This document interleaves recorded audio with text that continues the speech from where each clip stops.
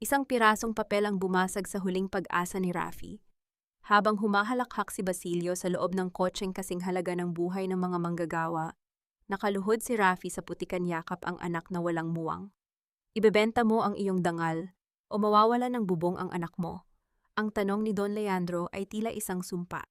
Isang kasal na puno ng puot, isang lason sa anyo ng ginto. Hanggang kailan matitiis ng isang ama ang hapdi ng bawat sampal ng tadhana bago niya mahanap ang tunay na pag-ibig? Wala na kaming magagawa, Engineer La Cuesta. May utos na ang bangko. Kailangan niyo nang lisanin ang bahay na ito bago lumubog ang araw. Ang mga salitang iyon ay tila mga talim na bumaon sa pandinig ni Rafi, ngunit nanatiling nakapako ang kanyang paningin sa maliit na kick na nasa kanyang harapan. Maingat niyang sinusulat ang mga salitang maligayang kaarawan Inigo gamit ang asul na icing. Ang bango ng banilya na nagmumula sa bagong luto na tinapay ay humahalimuyak sa buong kusina, isang amoy na nagpapaalala sa kanya ng mga masasayang gabi noong buhay pa ang kanyang asawa. Ngunit sa labas ng kanilang bintana, ang realidad ay kasing lamig ng semento. Ang mga lalaking naka-uniforme ay nagsimula ng magdikit ng pulang papel sa kanilang pintuan.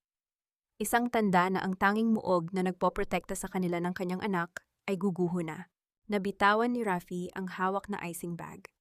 Ang asul na likido ay kumalat sa mesa, tila mga luhang hindi niya mailabas. Naramdaman niya ang panunuyo ng kanyang lalamunan at ang unti-unting panginginig ng kanyang mga daliri. Sa bakuran naririnig niya ang tawa ni Inigo habang nilalaro ang isang lumang gulong, walang kamalay-malay na ang kanyang ikawalong kaarawan ay magiging gabi ng kanilang paglilimos. Ang bawat halakhak ng bata ay tila isang kurot sa nadudurog na puso ni Rafi. Paano niya sasabihin sa anak na ang mga alaala ng kanilang ina na nakatago sa mga sulok ng bahay na ito ay kailangan na nilang iwanan? Isang marangyang itim na sasakyan. Ang huminto sa tapat ng kanilang bakod nagbubuga ng usok na tila nanunuya sa kanilang kahirapan. Bumukas ang pinto at lumabas ang isang matandang lalaki na may hawak na tungkod na ginto, si Don Leandro Monteclaro. Ang taong naging mitya ng pagkasira ng kanyang karera 10 taon na ang nakalilipas ay narito ngayon nakatayo sa kanyang lupa. Rafael, tawag ni Leandro, ang boses ay mahina, ngunit puno pa rin ng kapangyarihan na tila kayang tapatan ng bagyo. Huwag mong hayaang matulog sa kalsada ang apo ko dahil lamang sa iyong mapagmataas na dangal. Look at this house. It's rotting just like your future. Hinarap siya ni Rafi, ang kanyang mga mata ay nagniningas sa puot na pilit niyang ikinukubli. Ano pang kailangan niyo sa akin, Don Leandro? Hindi pa ba sapat na kinuha niyo ang lisensya ko at ang pangalan ko? Bakit kailangan niyo pang tapakan ang kaarawan ng anak ko? Isang mapait na ngiti ang gumuhit sa mga labi ng matanda. I am dying, Rafael. At ang kaisa-isa kong anak na si Serafina ay napapaligiran ng mga buwaya, kabilang na ang sarili kong kapatid na si Basilio. Kailangan niya ng asawang hindi kayang bilhin ng pera. Isang taong may galit sa amin ngunit may pusong tapat sa pamilya. Inilapag ni Leandro ang isang dokumento sa ibabaw ng cake ni Inigo, dinumihan ng asul na icing ng puting papel. Pakasalan mo ang anak ko at ibabalik ko sa iyo ang lahat.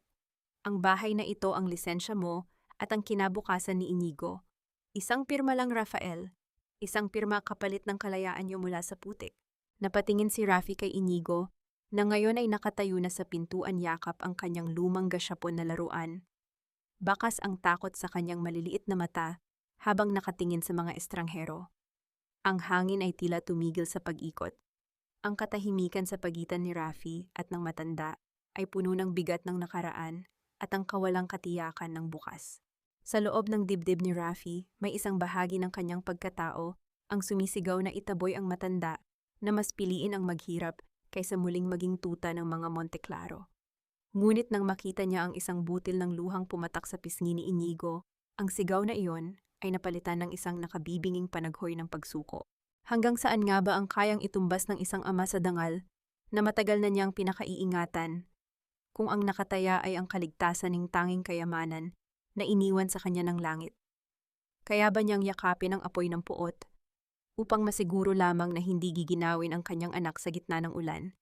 Ang singsing na ito ay hindi simbolo ng pag-ibig, kundi isang kadena na gawa sa utang at kahihiyan. Ang bulong na iyon ni Rafi ay nawala sa lamig ng hangin sa loob ng maliit at madilim na kapilya ng mga Monte Claro. Walang mga bulaklak na nagbibigay ng bango, walang masayang tugtog ng organ, at walang mga kamag-anak na nagbubunyi. Ang tanging naririnig ay ang mahinang pag-ubo ni Don Leandro at ang tunog ng ulan na humahampas sa bubong na tila ba ang langit mismo ay tumatangis para sa sakripisyong ito.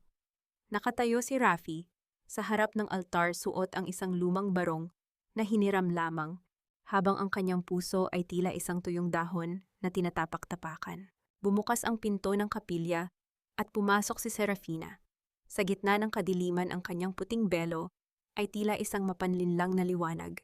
Napakaganda niya, isang ganda na hango sa mga mamahaling painting sa museo, ngunit ang kanyang mga mata ay kasing lamig ng asero. Hindi siya tumitingin kay Rafi. Ang kanyang paningin ay diretso sa kanyang ama, puno ng puot at panunumbat. Habang naglalakad siya sa pasilyo, ang bawat hakbang ng kanyang sapatos ay nagbibigay ng bigat sa dibdib ni Rafi. "Let's get this over with," ang malamig na sabi ni Fina. Nang makarating siya sa tabi ni Rafi, hindi man lang niya tinignan ang lalaking magiging asawa niya. Ang kanyang boses ay walang bahid ng emosyon, tila ba nagbabasa lamang siya ng isang listahan ng mga bibilhin sa palengke. Sa gilid nakaupo si Tita Remedios, ang kapatid ni Don Leandro. Nakataas ang kanyang kilay habang pinapaypayan ng sarili, ang kanyang mga mata ay mapanuri at puno ng pandidiri.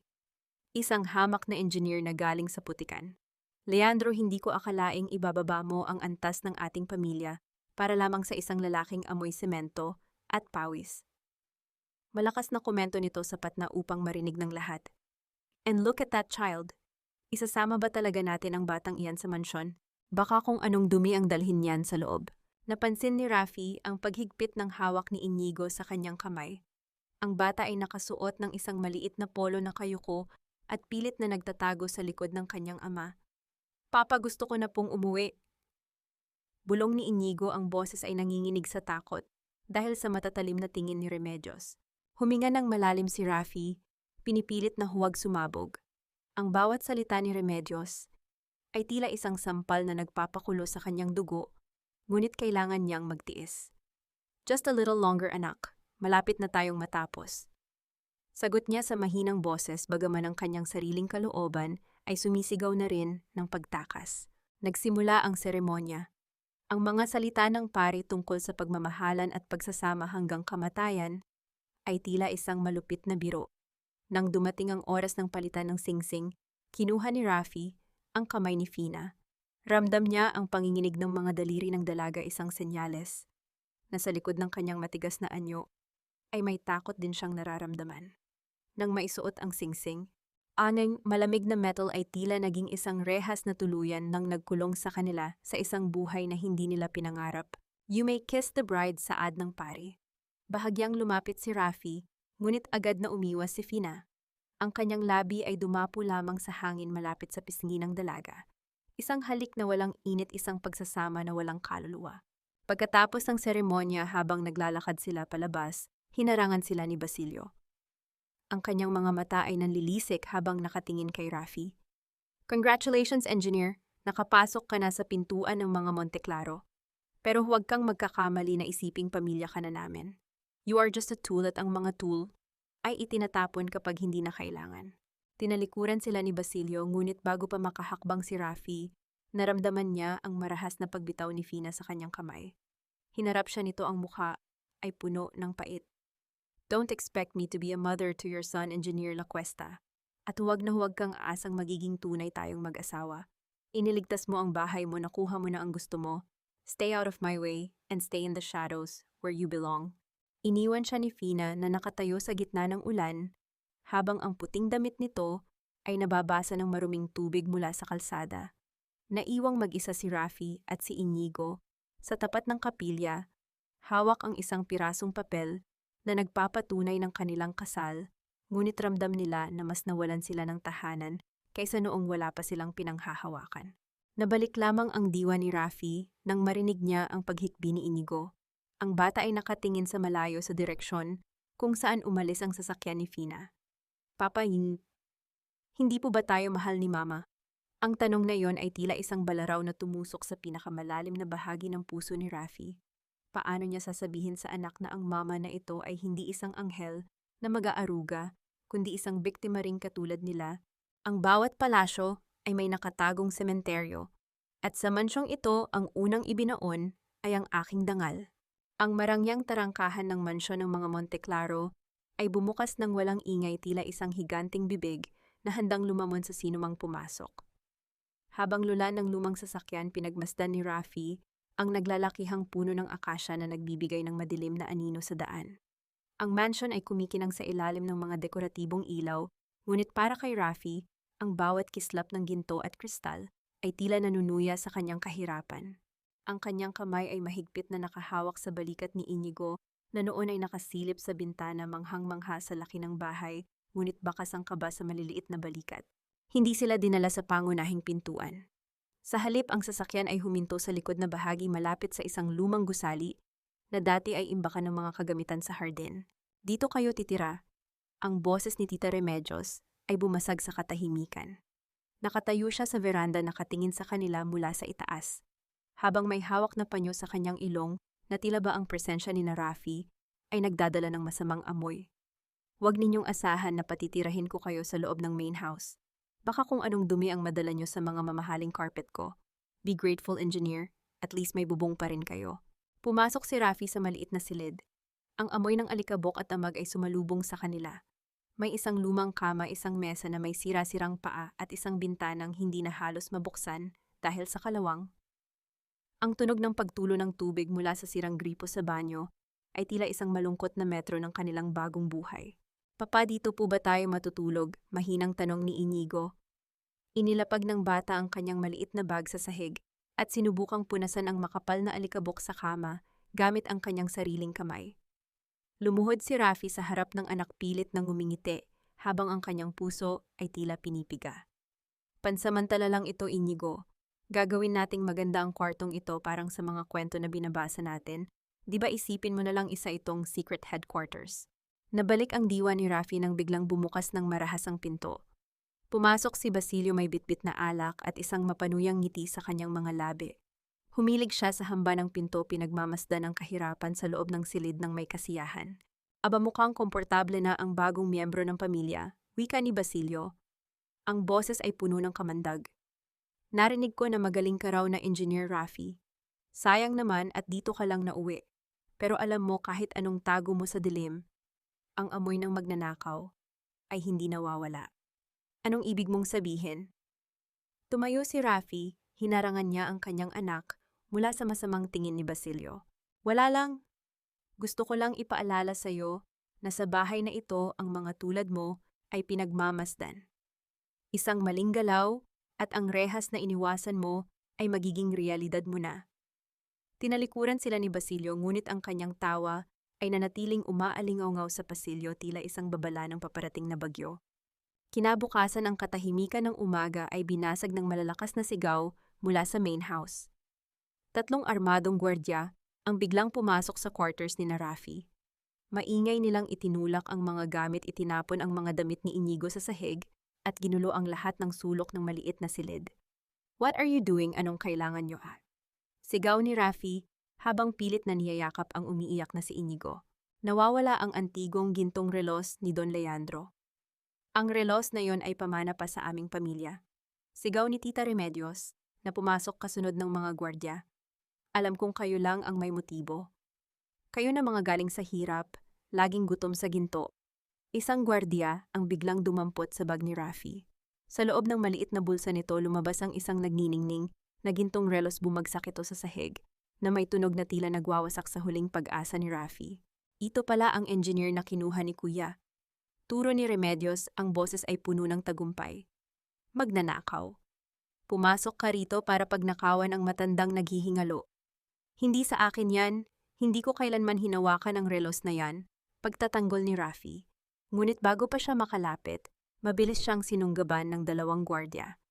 Ang kanyang mukha ay marahas na ibinaon sa malamig at maduming semento. Papa, huwag, sigaw ni Inigo.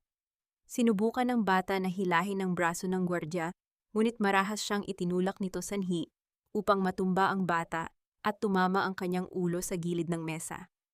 Ang sakit na nararamdaman ni Rafi sa kanyang katawan ay wala sa kalahati ng hapdi nang makita niya ang dugo na unti-unting umaagos sa noo ng kanyang anak. Ang galit ay bumalong sa kanyang mga ugat, ngunit ang kanyang mga kamay ay nakaposas na. Serafina, Fina, tulungan mo kami, alam mong wala akong ninakaw. Sigaw ni Rafi nang makita ang dalaga na nakatayo sa may pintuan nakatingin sa eksena ng walang emosyon. Tumingin si Fina sa relos na nasa sahig, pagkatapos ay kay Rafi na nakadapa, at sa huli ay sa sugatang si Inigo. Ang kanyang mga labi ay bahagyang nanginig ngunit nanatili siyang tahimik. Sa labas ang tawa ni Basilio ay muling narinig isang tunog na nagpapatunay na ang bitag ay tuluyan ng sumara. Lalong humigpit ang pagkakahawak ng mga gwardiya sa braso ni Rafi habang pilit siyang itinatayo upang ilabas. Ang huling nakita ni Rafi ay ang kanyang anak na nakahandusay sa sahig, tinatawag ang kanyang pangalan sa pagitan ng mga hikbi habang ang anino ng mansyon ay tila tuluyan ng nagdilim. Ang isang sugat sa balat ay naghihilom, ngunit ang sugat sa dangal ay laging kumikirot sa bawat tibok ng puso. Ang gabi ay balot ng nakabibinging katahimikan sa loob ng maliit na quarters ni na Rafi. Ang tanging liwanag ay nagmumula sa isang andap-andap na bumbilya na nakasabit sa kisame, nagbibigay ng mahahabang anino na tila mga multo ng kanilang kahapon. Nakaupo si Rafi sa sahig, ang kanyang mga kamay ay nanginginig habang dahan-dahang nililinis ang sugat sa noo ni Inigo gamit ang isang basang bimpo. Ang bawat daing ng bata ay tila isang karayom na tumutusok sa kaluluwa ni Rafi. Sorry anak, sorry kung hindi ka protektado ni Papa. Bulong ni Rafi, ang kanyang boses ay basag at puno ng pagsisisi. Dapat hindi tayo narito. Dapat ay nasa bahay lang tayo kumakain ng paborito mong pancit. Tumingin si Inigo sa kanyang ama, ang kanyang mga mata ay mapula pa rin mula sa pag-iyak, ngunit may bahid ng katatagan na hindi angkop sa kanyang edad. Okay lang po Papa, brave po ako, di ba sabi ni Mama noon, basta magkasama tayo, home pa rin ang tawag doon. Yumakap si Inigo sa leeg ng kanyang ama at doon ay hindi na napigilan ni Rafi ang pagpatak ng kanyang mga luha.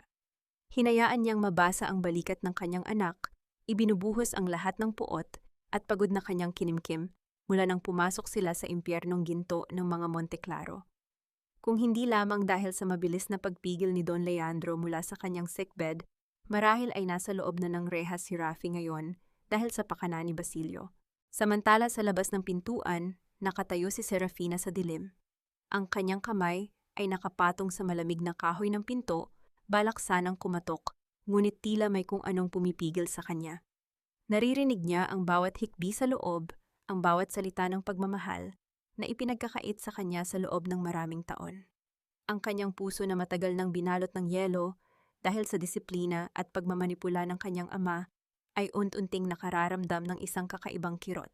Kinabukasan, lumabas si Inigo sa hardin habang si Rafi ay abala sa pag-aayos ng mga sirang tubo sa likod. Ang bata ay may dalang isang lumang sketchpad at isang pudpod na lapis. Naupo siya sa ilalim ng isang malaking puno ng mangga at nagsimulang gumuhit. Lumapit si Fina, ang kanyang mga hakbang ay dahan-dahan upang hindi magambala ang bata. Napansin niyang ang iginuguhit ni Inigo ay hindi isang bahay o isang laruan, kundi isang mahabang tulay na may maraming kulay at sa gitna nito ay may dalawang taong magkahawak kamay. Ano iyan? Ang tanong ni Fina, ang kanyang boses ay mas malambot kaysa sa karaniwan. Nagulat si Inigo at agad na itinago ang sketchpad sa kanyang likuran. Wala po Ma'am Fina. Drawing lang po ito ng dream ni Papa. Dream ng Papa mo to build a bridge. Naupo si Fina sa bench. Na malapit sa bata, pinapanatili ang distansya. Tumango si Inigo. Opo, sabi po ni Papa ang bridge daw po ay para mapaglapit ang dalawang lugar na magkalayo. Sabi niya balang araw gagawa siya ng bridge para makapunta kami sa lugar kung saan walang malulungkot. Natahimik si Fina. Tumingin siya sa malayo, sa naglalakihang pader ng kanilang mansyon na tila ba ayon ang tunay na naghihiwalay sa kanila sa mundo. Napansin niya ang sugat sa noo ng bata na ngayon ay may nakadikit na lumang plaster. Isang matinding guilt ang gumapang sa kanyang dibdib. Naalala niya kung paano siya nanatiling tahimik kagabi habang sinasaktan ng batang ito. Tumayo si Fina nang walang sinasabi at bumalik sa loob ng mansyon. Pagkalipas ng ilang minuto, lumabas siyang muli. Hindi na siya nakasuot ng kanyang mamahaling alahas, at ang kanyang mukha ay mas seryoso. Inilapag niya ang isang malaking kahon sa tabi ni Inigo. Ano po ito? Tanong ng bata. Ang kanyang mga mata ay nanlaki sa gulat. Those are professional oil pastels and a new watercolor set, maikling sagot ni Fina. Huwag mong sasabihin sa papa mo o kay Tita Remedios na sa akin galing iyan. Just use them para mas maging makulay ang tulay mo. Thank you po, Mama Fina, ang masayang sigaw ni Inigo. Napatigil si Fina sa paglakad. Ang salitang mama ay tila isang kuryenteng dumaloy sa kanyang buong pagkatao. Ito ang unang pagkakataon na may tumawag sa kanya nyon nang may ganitong kadalisayan. Hindi siya lumingon, ngunit isang maliit at tipid na ngiti ang sumilay sa kanyang mga labi, isang ngiting matagal na niyang kinalimutan.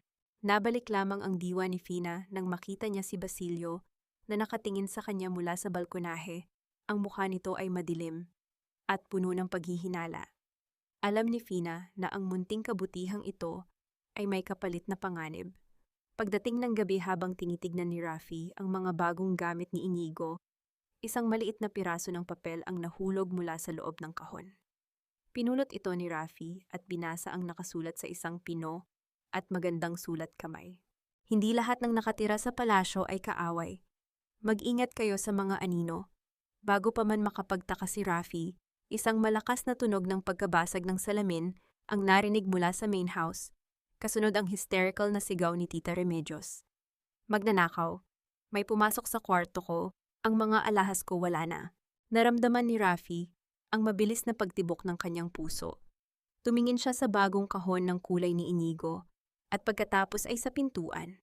Alam niya ang katahimikang tinatamasa nila ay sandali lamang at ang bagyong mas malakas ay kasalukuyan nang humahampas sa kanilang pintuan. Ang katarungan sa bahay na ito ay binibili lamang ng mga taong kayang magdikta ng presyo. Ang bawat hakbang ni Rafi sa mahabang pasilyo ng main house ay tila paglapit sa bibig ng isang gutom na halimaw. Ang mga mamahaling carpet sa sahig ay hindi nakabawas sa bigat ng sitwasyon, habang ang mga pamilyar na matatalim na tingin ng mga gwardya ay sumusunod sa bawat galaw niya. Sa loob ng malaking sala nakaupo si Tita Remedios. Ang mukha ay nalukot sa galit, habang si Basilio ay nakatayo sa tabi nito. May hawak na isang baso ng brandy at isang ngiting puno ng lason. Hindi ko na kailangang mag-isip kung sino ang Salarin Basilio. Ang boses ni Remedios ay umalingaw-ngaw, ang kanyang mga kamay ay marahas na nakaturo sa direksyon ni Rafi. Ang aking diamond necklace, ang pamana ng aking lola, nawawala. At sino pa ba ang may lakas ng loob na pumasok sa kwarto ko kundi ang hampas lupang iyan? Wala akong kinuha, matigas na sagot ni Rafi. Ang kanyang mga kamao ay nakakuyom upang pigilan ang galit na nagbabadyang sumabog. Kagabi pa ako nasa quarters namin inaayos ang mga gamit ni Inigo. Bakit ba tuwing may nawawala rito kami agad ang tinuturo ninyo? Tumawa si Basilio, isang tunog na nagpapahiwatig ng kontrol at kapangyarihan. Nilapitan niya si Rafi. Ang amoy ng alak ay humahalo sa amoy ng kanyang mamahaling pabango. Dahil engineer ang mga aso ay palaging naghahanap ng buto. At sa paningin namin, ikaw ang asong gutom na handang mangagat kahit sa kamay ng nagpapakain sa kanya. Kumuha si Basilio ng isang folder mula sa mesa at marahas na inihagis ito sa dibdib ni Rafi. Ang mga papel ay nagliparan at bumagsak sa sahig. Gusto mong malaman kung bakit ko sinasabi ito? Tignan mo ang mga dokumentong iyan. Yumuko si Rafi at pinulot ang isang pahina. Ang kanyang mga mata ay nanlaki nang makita ang mga detalye. Ito ay mga plano para sa ipapatayong ospital ng mga manggagawa, isang proyekto na matagal na niyang ipinaglalaban bago pa siya nasira. Ngunit ang mga pirma sa ibaba, ang mga pagbabago sa kalidad ng materyales na gagamitin lahat ay binago upang mas makatipid ang kumpanya at ilagay sa panganib ang buhay ng libo-libong tao. At sa pinakaibaba, nakatatak ang pangalan ni Rafael Lacuesta bilang lead engineer, pilit na ipinapapirma sa kanya. Pirmahan mo iyan at makakalimutan ni Tita Remedios ang kwintas niya. O fuwag. Seryosong wika ni Basilio, ang kanyang boses ay bumaba sa isang banta. Pirmahan mo at sisiguraduhin kong makakapag-aral pa ang anak mo sa susunod na taon. Dahil kung hindi bukas na bukas, ipapadeport ko kayo pabalik sa squatters area kung saan kayo nanggaling. O mas malala, sa loob ng kulungan. Ang paninikip ng dibdib ni Rafi ay naging hindi matitiis.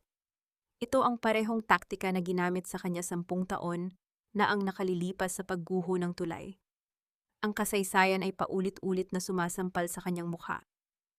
You are a monster, Basilio. Hindi ko ipagpapalit ang buhay ng mga manggagawa para sa inyong kasakiman. Hindi ko pipirmahan ito.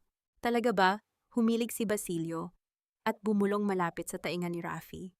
Alam mo ba na ang paaralan ni Inigo ay nasa ilalim ng aming foundation? Isang tawag ko lang wala na siyang eskwelahan. Isang tawag ko lang pwede siyang mapahamak habang naglalakad pa uwi. Are you really willing to play a hero, Rafael, kapag ang anak mo ang nakataya?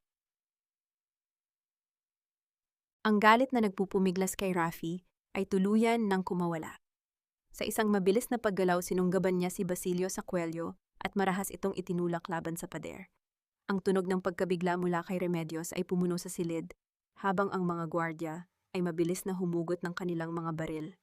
Subukan mong hawakan ang anak ko, at ipinapangako ko sa iyo ako mismo ang maglilibing sa iyo. Sigaw ni Rafi, ang kanyang mga mata ay nag-aapoy sa puot. Bitawan mo siya. Ang matalim na boses ni Fina ay bumasag sa tensyon. Nakatayo siya sa tuktok ng hagdan, ng kanyang mukha ay kasing tigas ng bato. Mabilis siyang bumaba at lumapit sa kanila. Bitiwan mo ang tiyuhin ko, Rafael. Marahas na binitawan ni Rafi si Basilio. Inayos ng tiyuhin ang kanyang damit, isang ngiting mapagmataas ang nakaguhit sa labi. Nakikita mo, Fina, ang asawa mo ay isang hayop na hindi marunong gumalang. Hinarap ni Fina si Rafi. Ang kanyang mga mata ay nagtatago ng mensaheng hindi niya masabi ng malakas. Kinuha niya ang folder mula sa sahig at tinignan ang mga papel. Isang maliit na pagbabago sa kanyang ekspresyon ang nakita ni Rafi, ang pagkaunawa sa laro ng kanyang tiyuhin. Tita Remedios. Kalmadong wika ni Fina, hindi inaalis ang tingin sa mga papel. Ang kwintas mo ay hindi ninakaw.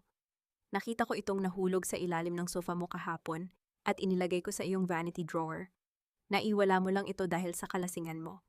Ang mukha ni Remedios ay nagkulay kamatis sa hiya at galit habang si Basilio ay napatigil sa pag-inom ng alak. Ano bang sinasabi mo, Fina? Kinakampihan mo ba ang magnanakaw na ito? Hindi ako kumakampi kahit kanino. I am just stating a fact. Malamig na tugon ni Fina, ibinigay niya ang folder kay Rafi.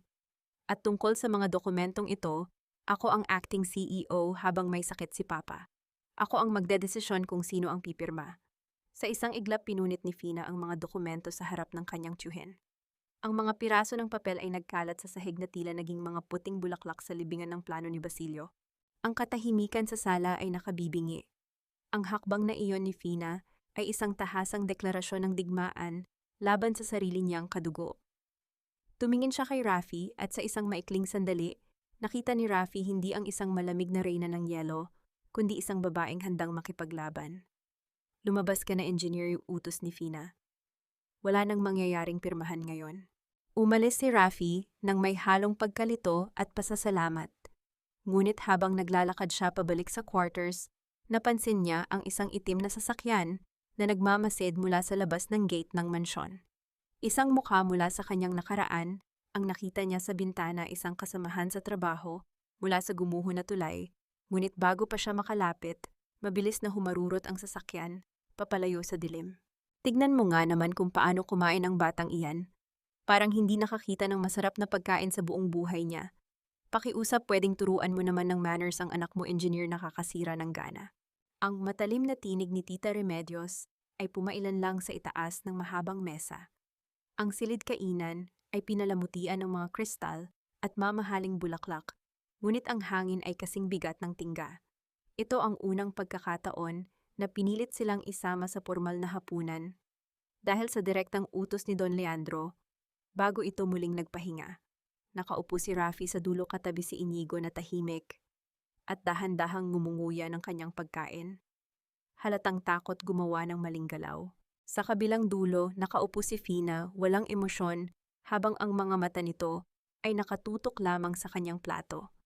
Hayaan mo na, tita, nakangiting sabat ni Basilio habang iniikot ang pulang alak sa kanyang baso. Hindi naman nila kasalanan na sanay sila sa pagkaing tira-tira.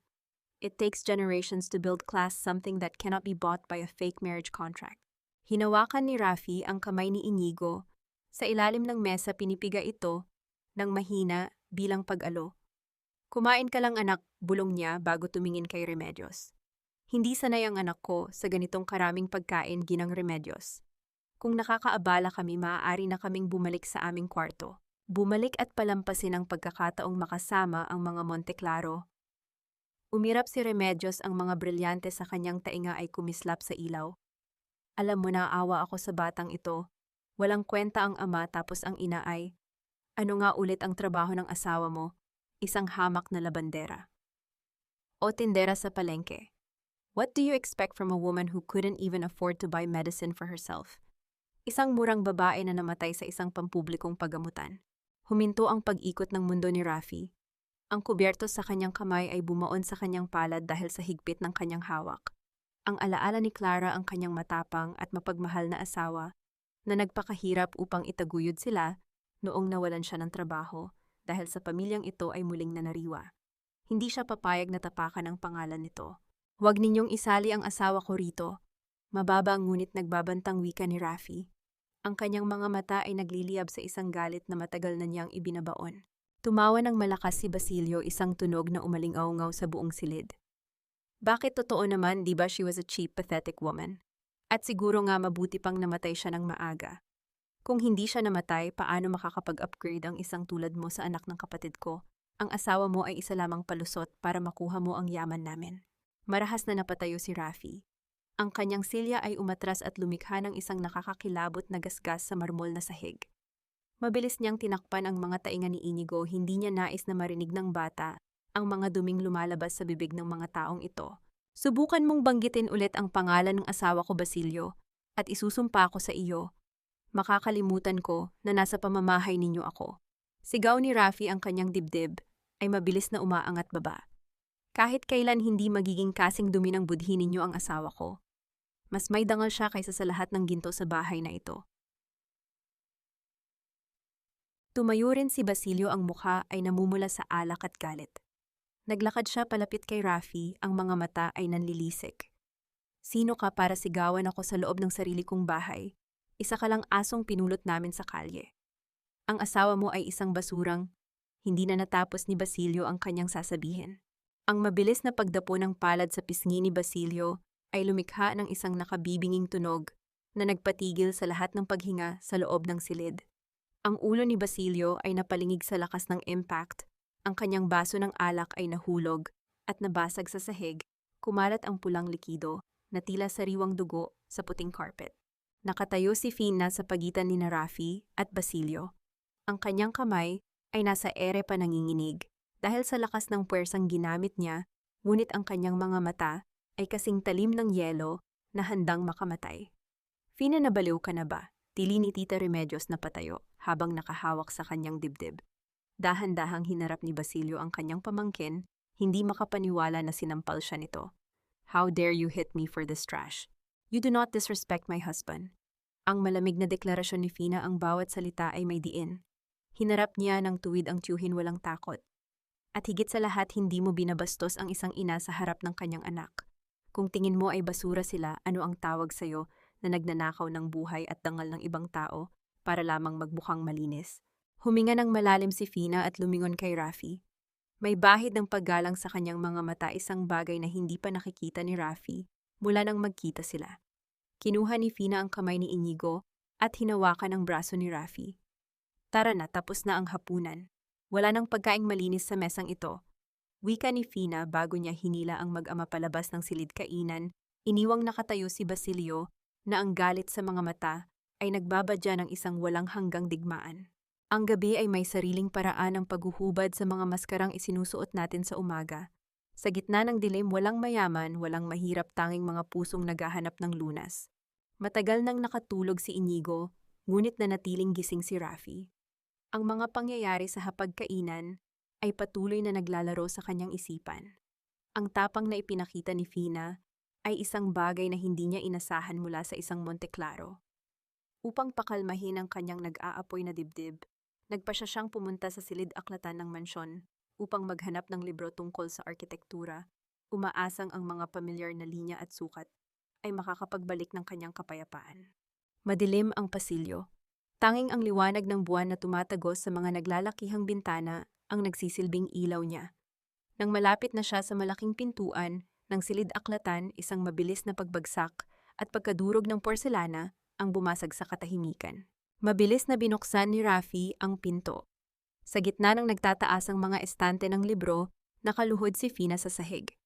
Ang kanyang puting pantulog ay bahagyang nadikitan ng tsaa mula sa nabasag na tasa.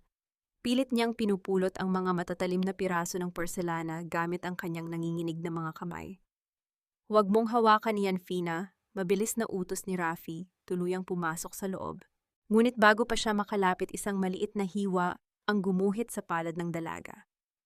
Ang matingkad na pulang dugo ay mabilis na umagos sumasalungat sa putlang balat ni Fina. Sa halip na dumaing na natiling nakatitig lamang ang dalaga sa kanyang sugat, tila ba manhid na ang kanyang katawan sa anumang uri ng sakit. Lumuhod si Rafi sa kanyang harapan at walang pag-aatubiling inabot ang kamay ni Fina. "Sinasabi ko na nga ba, ako na ang bahala rito." Sinubukan ni Fina na bawiin ang kanyang kamay. "I'm fine, engineer. I can manage. Maliit na sugat lang ito." "Hindi ka ayos at lalong hindi ka robot para hindi masaktan," seryosong tugon ni Rafi. Ang kanyang boses ay malalim, ngunit nagtataglay ng isang kakaibang lambing na nagpatigil kay Fina. Kumuha si Rafi ng malinis na panyo mula sa kanyang bulsa. Dahan-dahan niya itong itinakip sa sugat ng dalaga. Ang mga kamay ni Rafi ay magaspang puno ng kalyo mula sa mahabang panahon ng pagbubuhat ng semento at bakal, ngunit ang paraan ng paghawak niya sa kamay ni Fina ay kasing ingat ng paghawak sa isang mamahaling baso. Naramdaman ni Fina ang init ng palad ni Rafi, isang init na unti-unting tumutunaw sa lamig na nakabalot sa kanyang pagkatao sa loob ng maraming taon. Sa sobrang lapit nila, naririnig ni Fina ang mabagal at kalmadong paghinga ng lalaki. Tinitigan niya ang mukha ni Rafi, ang mga linya ng pagod sa noo nito, ang makapal na kilay, at ang mga matang nagtataglay ng isang uri ng katapatan na hindi mabibili ng salapi ng kanyang pamilya. Isang kakaibang pagpintig ang naramdaman ni Fina sa kanyang dibdib, isang pakiramdam ng pagiging ligtas na hindi niya nakuha sa kanyang sariling ama. "Bakit mo ginagawa ito?" Basag na bulong ni Fina. "Pagkatapos ng lahat ng ginawa ng pamilya ko sa inyo, bakit mo pa ako tinutulungan?" Hindi nag-angat ng tingin si Rafi habang maingat na itinatali ang panyo sa palad ni Fina. "Ang asawa kong si Clara, tinuruan niya akong huwag talikuran ng isang taong sugatan. At kanina sa hapagkainan nakita ko ang isang babaeng matagal nang nasusugatan ng patago." Napalunok si Fina. Ang pagbanggit sa pangalan ni Clara ay hindi na nagdala ng puot sa pagitan nila kundi isang tulay ng pag-unawa. "Sana kasing tapang din niya ako, Rafi. All my life I was raised to be a mannequin, isang manikang sunod-sunuran kay Papa. Kapag umiiyak ako noon, ikinukulong ako ni Tita Remedios sa kwarto dahil bawal daw maging mahina ang isang Monteclaro. Kanina nang marinig kong binabastos ng tiyuhin ko ang asawa mo, nakita ko ang sarili ko sa anak mo. Ayokong lumaki si Inigo na ang tingin sa mundo ay kasing dumi ng pamilya ko." Itinaas ni Rafi ang kanyang paningin. Nagkatitigan sila. Sa unang pagkakataon, nakita ni Rafi na walang bakas ng pagmamataas sa mga mata ni Fina, kundi dalisay na kalungkutan at pangungulila. "Ang sampal mo kay Basilio, yun ang pinakamatapang na bagay na nakita ko." Mahinang wika ni Rafi, isang tipid na ngiti ang sumilay sa kanyang mga labi. "Salamat, Fina. Salamat sa pagtatanggol kay Clara at kay Inigo. You don't deserve this life, Rafi. You and your son deserve to be free. Wala akong pakialam kung makulong ako sa mansyong ito, Fina, basta nakikita kong ligtas ang anak ko. At ngayon, siguro may isang tao pa akong handang protektahan dito." Ang mga huling salita ni Rafi ay tila huminto sa pag-ikot ng oras sa loob ng silid-aklatan. Isang banayad na katahimikan ang namayani, puno ng hindi mabigkas na mga pangako at pagtanggap. Tumayo si Fina, bahagyang umiwas ng tingin upang itago ang pamumula ng kanyang pisngi. "Kukuhanin ko lang ang first aid kit sa drawer ni Papa para malinis natin ng maayos iyan." Lumapit si Fina sa malaking oak desk ng kanyang ama at binuksan ang pinakamababang kahon nito. Ngunit sa paghila niya, sumabit ang isang lihim na kompartimento. Isang makapal na brown folder ang nahulog sa sahig, kasama ang ilang mga lumang litrato at dokumento. Lumapit si Rafi upang tulungan siyang magpulot, ngunit biglang napako ang kanyang paningin sa isang particular na papel na may tatak ng Monte Claro Medical Foundation. Ang kanyang mga mata ay nanlaki habang binabasa ang titulo ng dokumento. San Lazaro Public Hospital, Acquisition and Budget Restructuring. Basa ni Rafi ang kanyang boses ay nagsimulang manginig. Napakunot ang noo ni Fina.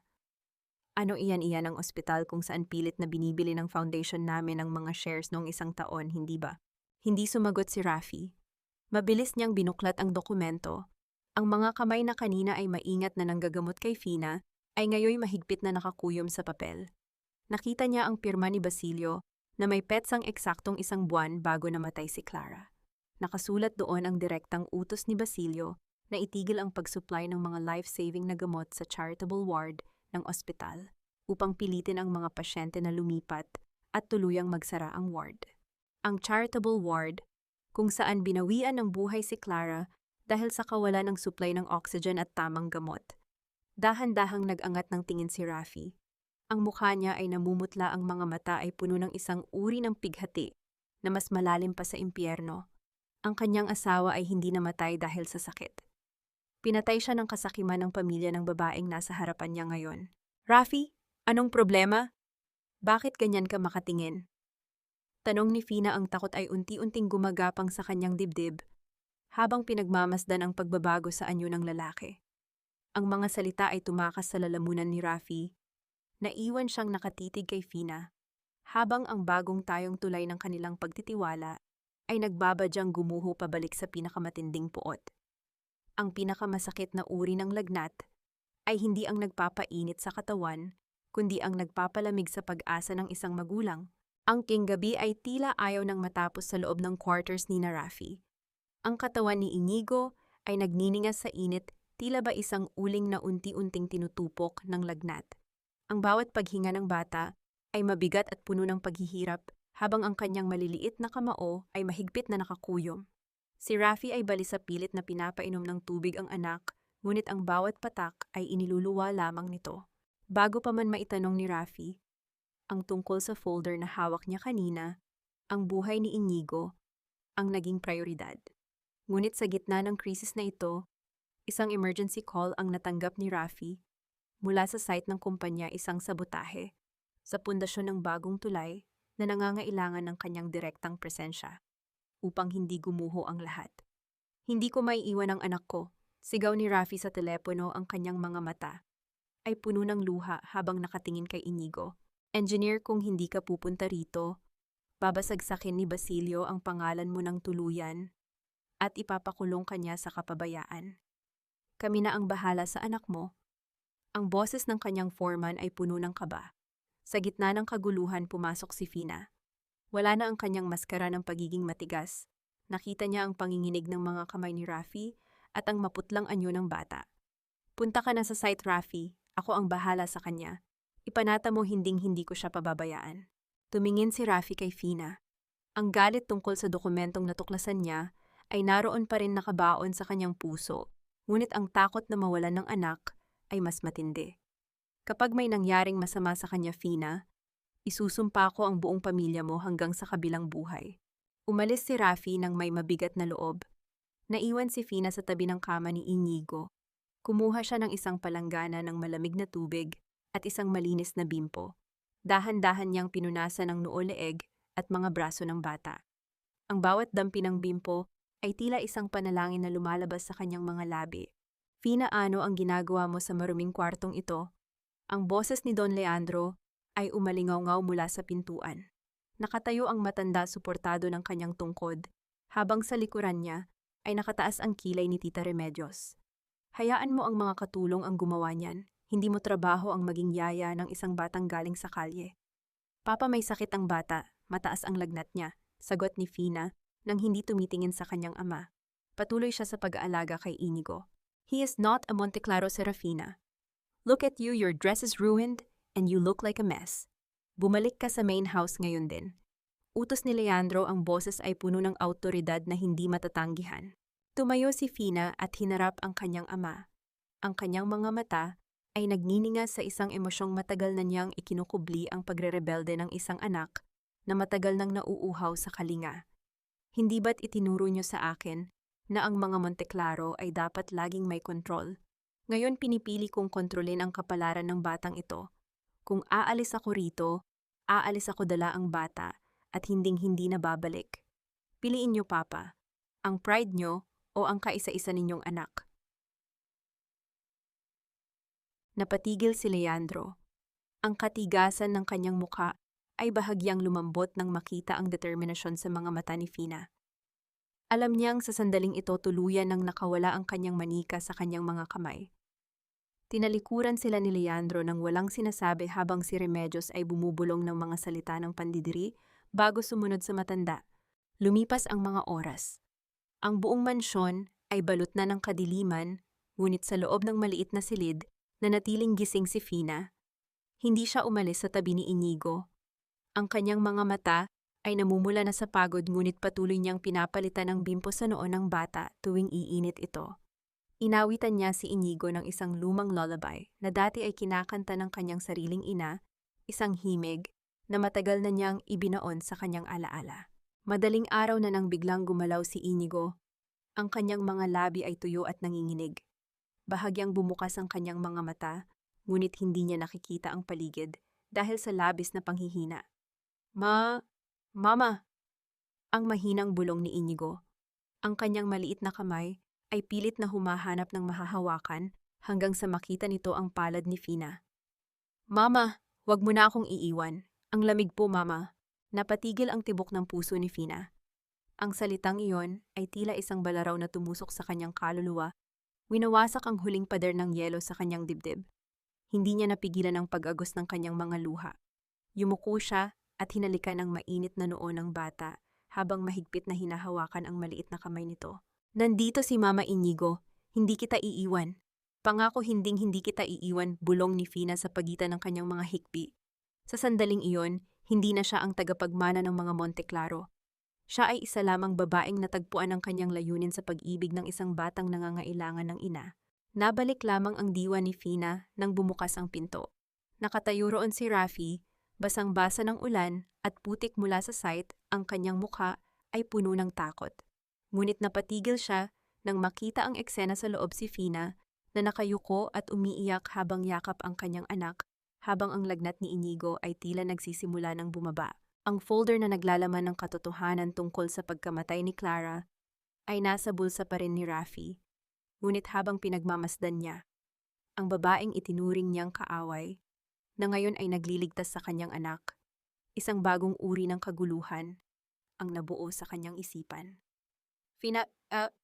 Mahinang tawag ni Rafi. Tumingala si Fina, ang kanyang mukha ay basang-basa ng luha. Rafi, bumaba na ang lagnat niya. Sabi niya, tinawag niya akong mama. Hindi nakapagsalita si Rafi. Ang puot at ang pasasalamat ay nagbabanggaan sa loob ng kanyang dibdib, habang sa labas ang unang sinag ng araw ay nagsisimulang sumilay, nagdadala ng bagong pag-asa. Ngunit kasama ang mas malalim na lihim na handa ng sumabog. Alam ko ang katotohanan, Rafael. Alam ko kung paano namatay ang asawa mo at alam ko rin na ang dugo niya ay nasa mga kamay ng pamilyang ito. Ang boses ni Don Leandro ay mahina, halos isang bulong na lamang na nilulunod ng tunog ng makinang tumutulong sa kanyang paghinga. Nakahiga ang matanda sa kanyang kama, ang balat ay kasing putla ng mga kumot na bumabalot sa kanya. Sa loob ng silid na ito, ang amoy ng mamahaling pabango at antiseptic ay naghahalo, lumilikha ng isang atmosfera ng marangyang kamatayan. Nakatayo si Rafi sa paanan ng kama, ang kanyang mga kamay ay mahigpit na nakakuyom sa loob ng kanyang bulsa. Dinaramdam ang gaspang ng folder na naglalaman ng ebidensya laban sa mga Monteclaro. Kagagaling lamang ni Rafi sa paglilinis ng sarili matapos ang mahabang gabi ng pagbabantay kay Inigo. Ang init ng kalinga ni Fina sa kanyang anak ay sariwa pa sa kanyang isipan, ngunit ang bawat salita ni Leandro ay tila isang malamig na tubig na nagpapabalik sa kanya sa malupit na katotohanan.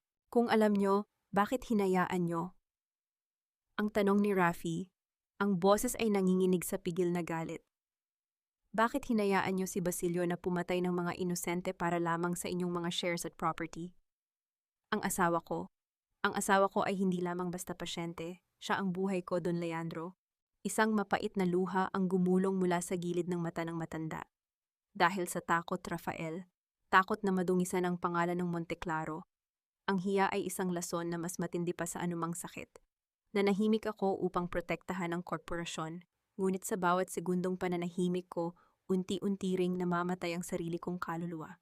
Huminga ng malalim si Leandro, pilit na iniipon ang natitirang lakas sa kanyang katawan. Inabot niya ang kamay ni Rafi, ngunit hindi ito tinanggap ng huli.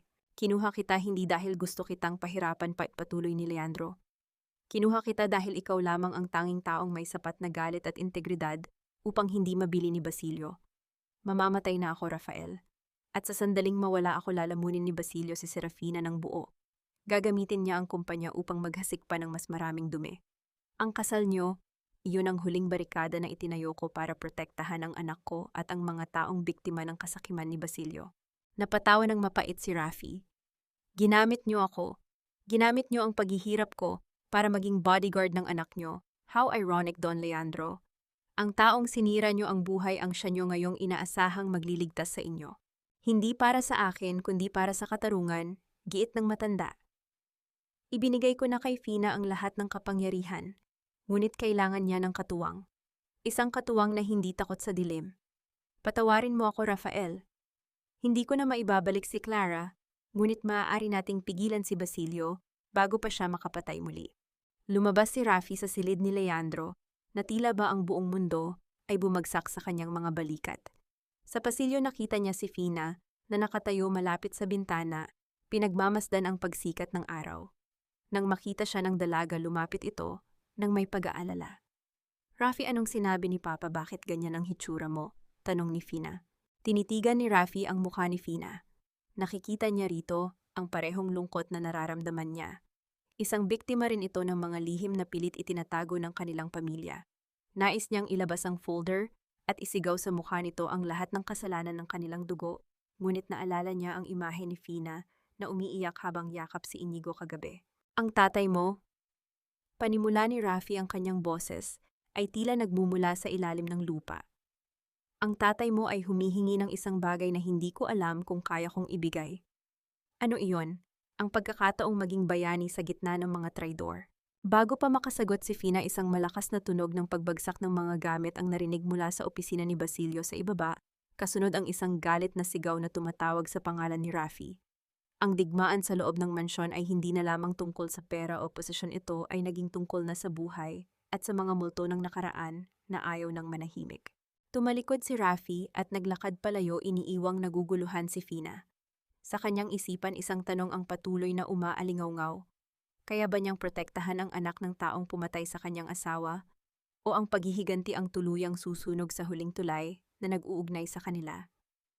Ang kawalan ng awa ng isang halimaw ay sinusukat sa kung sino ang pipiliin niyang unang lapain. At madalas iyon ay ang mga walang muwang. Kinabukasan, isang kakaibang katahimikan ang bumalot sa mansyon.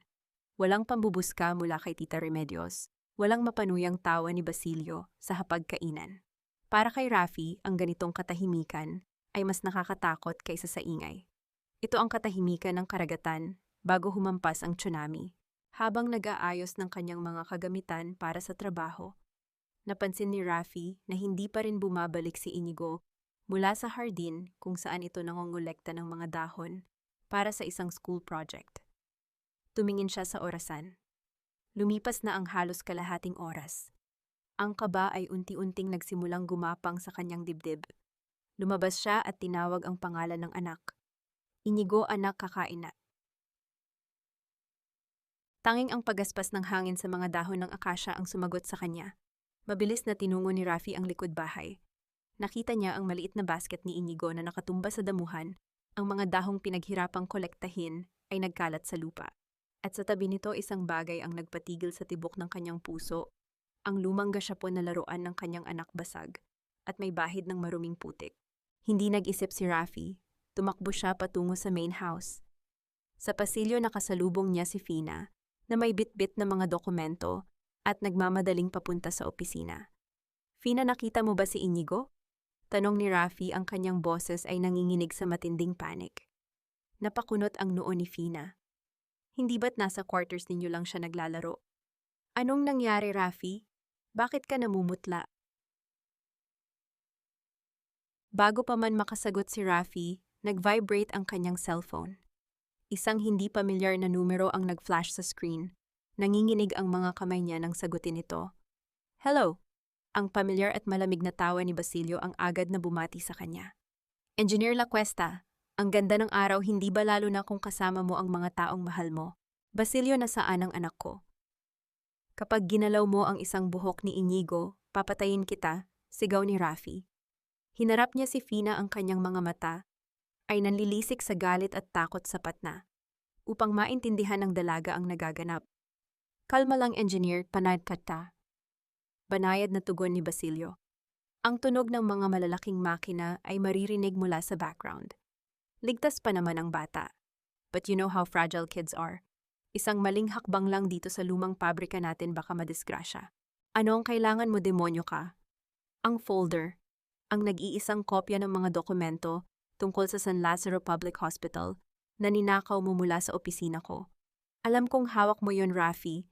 Dalhin mo yon dito sa abandoned warehouse sa port area. Mag-isa ka. Kapag nakita ko ang anino ng pulis, magpapaalam ka sa anak mo gamit ang isang kabaong na kasing liit niya. Pinatay ni Basilio ang tawag. Nanlumo si Rafi. Bumagsak ang kanyang mga tuhod sa malamig na sahig. Si Inigo, ang kanyang buhay, ang kanyang pag-asa, hawak ng mismong halimaw na pumatay sa kanyang asawa. Lumapit si Fina at hinawakan ang magkabilang balikat ni Rafi. Anong sabi niya, Rafi? Magsalita ka. Anong ginawa ni Tito Basilio kay Inigo? Tumingala si Rafi, ang mga luha ng pagkadesperado ay malayang umaagos sa kanyang pisngi. Kinuha niya ang anak ko, Fina. Kinuha ng tiyuhin mo ang natitirang buhay ko. Hinihingi niya ang dokumentong nagpapatunay na siya ang pumatay kay Clara. Napatigil si Fina. Ang katotohanan ay tila isang malakas na sampal na gumising sa kanyang pagkatao. Ang pamilya niya ay hindi lamang mga gahaman sa pera, sila ay mga mamamatay tao. Ang sakit ay bumaon sa kanyang dibdib, ngunit wala siyang oras para umiyak. Aalis ako, Makiyaw. Mariing wika ni Rafi, tumayo at pinunasan ang kanyang luha. Ibibigay ko ang folder. Wala akong pakialam sa katarungan, basta maibalik lang ang anak ko. Hindi ka pwedeng pumunta ng mag-isa, Rafi. Mabilis na pagpigil ni Fina, hawak ng mahigpit ang braso ng lalaki. Kilala ko si Tito Basilio. Hindi niya kayo palalabasin ng buhay kahit ibigay mo pa ang folder. He leaves no loose ends. Wala akong pagpipilian, Fina, buhay ng anak ko ang nakasalalay. May pagpipilian tayo, seryosong saad ni Fina.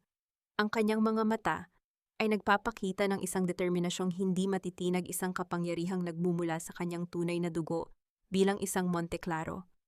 Sasama ako sa iyo. Ako ang bargaining chip mo. Alam niyang ako lang ang nag-iisang tagapagmana. Kung hawak mo ako, hindi siya pwedeng gumawa ng kahit anong hakbang. Natigilan si Rafi. Ang babaeng ito, ang anak ng kanyang kaaway, ay iniaalay ang sarili bilang pain para sa kanyang anak. Fina, pwede kang mamatay. Mabuti nang mamatay na lumalaban para sa isang batang inosente kaysa mabuhay na may kasamang mga halimaw. Kinuha ni Fina ang susi ng kanyang sasakyan. Tara na, engineer. Iligtas natin ang anak natin. Ang salitang anak natin ay tila nagbigay ng panibagong lakas kay Rafi. Sa pag-andar ng sasakyan palabas ng mansyon, ang bawat segundo ay tila isang dekada. Ang tulay na kanilang binubuo ay hindi na lamang para sa pag-ibig, kundi upang matawid ang buhay patungo sa kaligtasan, kahit na ang katumbas nito ay ang kanilang sariling dugo. Ang tunay na kapangyarihan ay hindi nasusukat sa dami ng kayamanang kaya mong ipagmayabang, kundi sa dami ng kayamanang kaya mong isuko para sa pag-ibig. Ang lumang pabrika sa port area ay amoy kalawang at pangarap na matagal nang inabandona. Ang mga malalaking bakal na haligi ay tila mga kalansay ng isang higanteng halimaw na nag-aabang sa dilim. Habang naglalakad sina Rafi at Fina, papasok ang bawat hakbang nila sa maalikabok na semento ay nag-e-echo sa malawak na espasyo, nagpapabigat sa hanging kanilang nilalanghap. Sa gitna ng bodega, sa ilalim ng isang nag-iisang ilaw, nakaupo si Inigo sa isang maruming silya. Ang kanyang mga kamay ay nakatali sa likod at ang kanyang maliit na mukha ay basa ng luha. Nakatayo si Basilio sa tabi ng bata, may hawak na isang itim na baril habang 4 na armadong tauhan ang nakapaligid sa kanila. Papa, Mama, Fina, sigaw ni Inigo nang makita sila. Ang boses ng bata ay garalgal at puno ng takot. Mabilis na aakma sana si Rafi, ngunit humarang si Fina at pilit na pinigilan ang kanyang braso. "Huwag kang padalos-dalos, Rafi," bulong ni Fina. Tumawa si Basilio. Ang tunog ay nakakarindi umaaling-aungaw sa mga bakal na pader ng pabrika. Ang touching naman ang family reunion, at hindi ko inaasahan na kasama mo ang aking paboritong pamangkin. Fina, anong ginagawa mo rito? Nakikihalubilo ka na ba sa mga aso? Tito Basilio, bitawan mo ang bata. Kalmadong utos ni Fina. Ang kanyang tindig ay matigas, walang ipinapakitang takot. Ang usapan natin ay ang folder. Walang kinalaman si Inigo sa dumi ng pamilyang ito. Itinutok ni Basilio ang baril kay Inigo. Napapikit si Rafi ang kanyang puso. Ay halos sumabog sa kaba. Ang usapan ay kukunin ko ang folder mula kay Rafi. Hindi ko sinabing palalabasin ko siya ng buhay. He knows too much, Fina. At ngayon dahil nandito ka, baka mapilitan akong isama ka na rin sa aksidente. Ang acting CEO namatay kasama ang asawa niya sa isang trahedya. Perfect headline, don't you think? Inilabas ni Rafi ang brown folder mula sa kanyang jacket. "Heto ang gusto mo, ibigay mo sa akin ang anak ko at kunin mo na ito. Ilapag mo sa sahig at umatras ka," utos ng isa sa mga tauhan. Sinunod ito ni Rafi. Ibinaba niya ang folder at dahan-dahang umatras. Lumapit ang isang tauhan at kinuha ang mga dokumento. Binuksan ito ni Basilio at mabilis na tiningnan ang mga pahina. Isang ngiti ng tagumpay ang gumuhit sa kanyang mukha nang makita niya ang kanyang pirma sa kontrata ng San Lazaro Public Hospital. "Very good, engineer. Ngayon oras na para magpaalam." Itinaas ni Basilio ang baril at itinutok ng diretso sa dibdib ni Rafi. Sandalit matalim na sigaw ni Fina.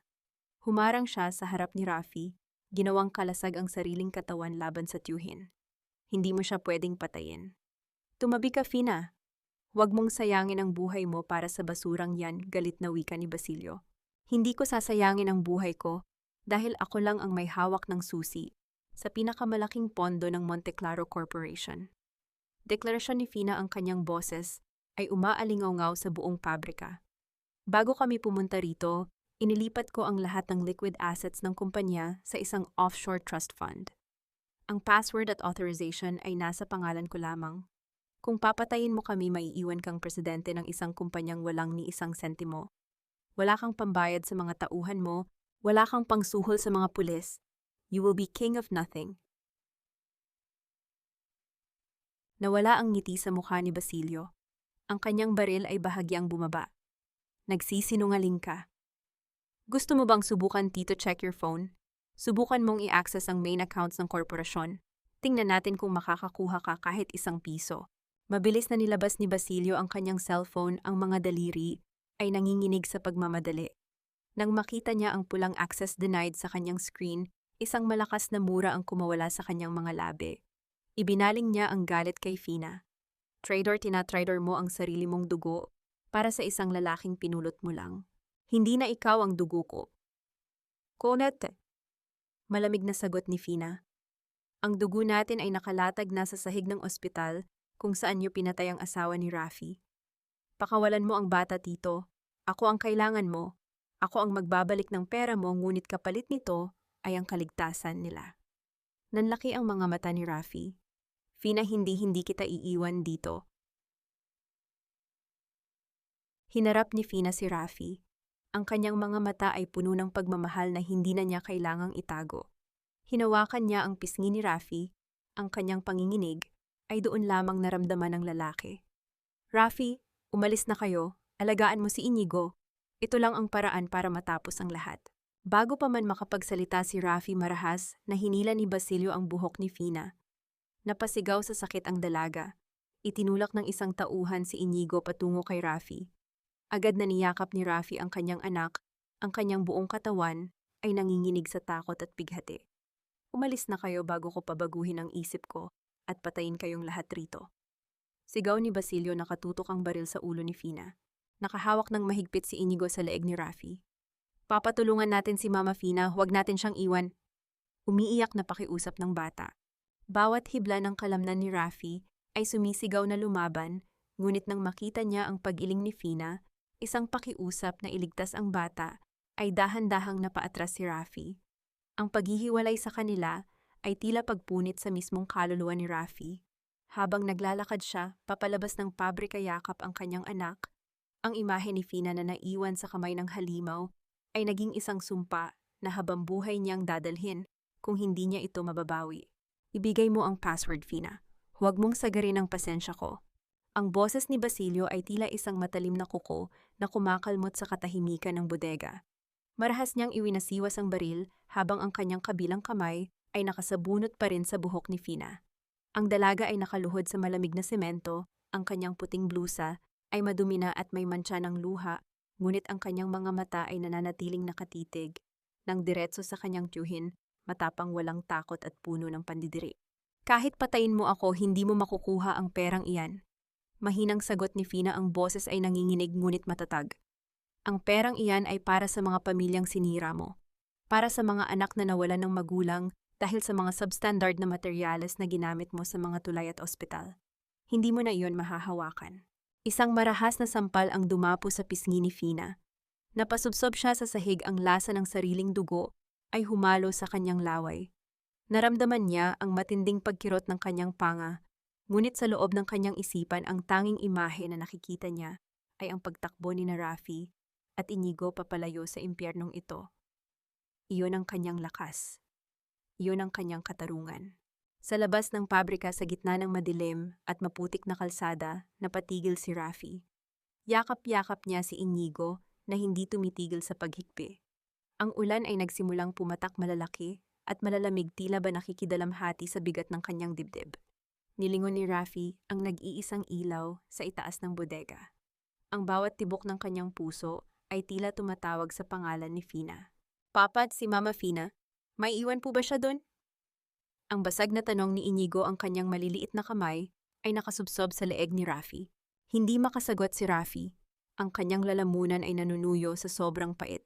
Ang kanyang tungkulin bilang ama ay nagsasabing ilayo ang bata sa panganib, ngunit ang kanyang kaluluwa bilang isang lalaki ay sumisigaw na hindi niya pwedeng iwan ang babaeng nagsakripisyo ng lahat para sa kanila. Ang pag-ibig na akala niya ay imposibleng mabuo mula sa puot, ay ngayon nag-aalab na sa kanyang puso, mas matindi pa sa anumang galit na naramdaman niya noon. Inigo, makinig ka kay Papa. Ibinaba ni Rafi ang anak sa loob ng isang ligtas at tuyong sulok sa ilalim ng isang inabandunang trailer. Huwag kang aalis dito. Hinding-hindi ka aalis, maliwanag. Darating ang mga kaibigan ni Papa mula sa site.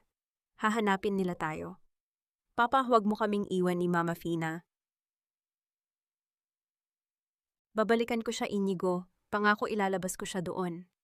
Hinalikan ni Rafi ang noo ng anak bago mabilis na kinuha ang kanyang cellphone. Hindi pulis ang tinawagan niya. Tinawagan niya ang kanyang foreman, ang mga manggagawang kasama niya sa hirap at ginawa ring biktima ni Basilio. Mga kasama, kailangan ko kayo. Ang boses ni Rafi ay puno ng awtoridad at desperasyon.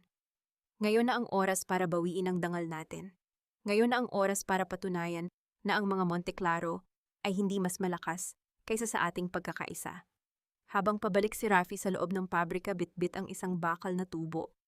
At ang kanyang hindi matatawarang tapang sa loob naman ay kasalukuyang nagaganap ang isang mas malalim na pagguho. Basilio, itigil mo iyan. Ang isang nanghihinang boses ay narinig mula sa may pintuan. Napatigil si Basilio. Dahan-dahan siyang lumingon at nakita ang kanyang kapatid na si Don Leandro nakaupo sa isang wheelchair na itinutulak ng isang matapat na katulong. Ang matanda ay may nakakabit pang oxygen tank, ngunit ang kanyang mga mata ay nananatiling matalas at puno ng panghihinayang. Kuya, anong ginagawa mo rito? Dapat ay nasa higaan ka na at naghihintay ng kamatayan. Ang mapanuyang bati ni Basilio. Bagaman bakas ang kaba sa kanyang boses. Saksi ako sa lahat, Basilio. Lahat ng dumi mo, lahat ng dokumentong sinunog mo, at ang pagkamatay ni Clara. Alam ko ang lahat. Ang boses ni Leandro ay garalgal. Akala ko mapoprotektahan ko ang kumpanya sa pananahimik ko. Pero nakikita ko ngayon ang kumpanyang binuo natin ay naging isang sementeryo ng mga inosente dahil sa iyo. Huli na ang lahat, kuya, hawak ko ang anak mo. Hawak ko ang kinabukasan ng Monteclaro. Sigaw ni Basilio, itinutok ang baril kay Leandro.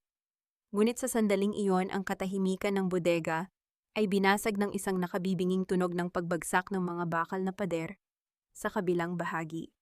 Isang grupo ng mga manggagawa na pinamumunuan ni Rafi ang pumasok gamit ang isang malaking truck ng kumpanya. Ang mga ilaw ng sasakyan ay tila mga mata ng katarungan na nagbulag sa mga tauhan ni Basilio. Bitawan mo ang asawa ko, Basilio. Ang sigaw ni Rafi ay umalingaw-ngaw sa buong gusali. Sa gitna ng kaguluhan, isang putok ng baril ang narinig. Ang lahat ay tila huminto. Nakita ni Rafi ang pagbagsak ng isang katawan sa semento habang ang usok mula sa baril ni Basilio ay unti-unting kumakalat sa hangin. Ang sigaw ni Fina ay pumuno sa bodega, isang tunog ng wagas na pighati na tila nagwakas sa lahat ng lihim at kasinungalingan ng kanilang pamilya. Sino ang tinamaan?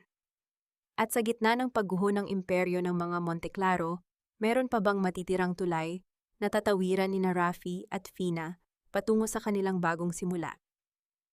Ang huling hininga ng isang nagsisising makasalanan ay mas mabigat pa sa lahat ng ginto sa mundo. Ang usok mula sa dulo ng baril ay tila isang malupit na ulap na unti-unting humalo sa malansang amoy ng kalawang sa loob ng bodega. Sa isang iglap, ang lahat ng ingay ay napalitan ng isang nakabibinging katahimikan. Nanlaki ang mga mata ni Rafi habang nakatingin sa dahan-dahang pagbagsak ng isang katawan mula sa wheelchair. Papayang sigaw ni Fina ay pumunit sa katahimikan, isang tunog ng wagas na pighati na tila nanggagaling sa kailaliman ng kanyang kaluluwa. Mabilis na gumapang si Fina patungo sa kanyang ama. Si Don Leandro ay nakahandusay sa maduming semento, ang kanyang kamay ay nakahawak sa kanyang dibdib kung saan mabilis na kumakalat ang matingkad na pulang dugo. Ang matanda sa kanyang huling lakas ay iginalaw ang kanyang wheelchair upang harangin ang balang nakalaan para sa kanyang kaisa-isang anak. Hindi ko sinasadya si Rafi. Si Rafi dapat ang tatamaan.